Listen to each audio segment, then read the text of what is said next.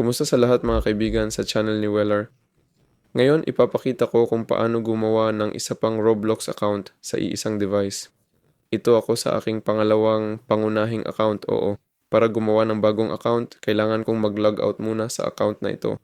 Para gawin ito, pipindutin ko ang Settings, Change Accounts, Add Account, at Create New Account. Dito ilalagay natin ang mga detalye. Dito ilalagay natin ang username na magiging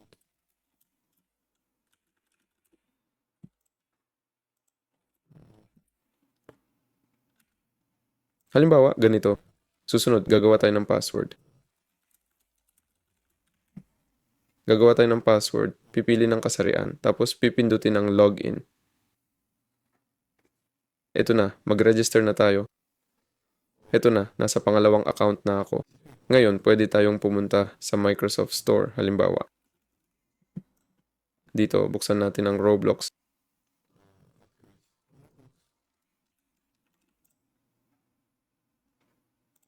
I-launch natin ito.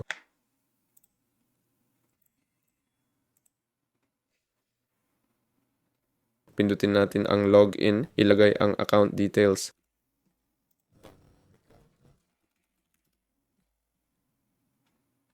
Nakapasok na ako sa account ko na si Mr. Doxy at dito pwede akong maglaro sa pangalawang account. Ayun, sabay na nakalogin sa dalawang account. Yun lang muna. Ako si Weller. Mag-like kayo at mag-subscribe sa channel. Ingat kayong lahat. Good luck sa inyong lahat. Paalam sa lahat.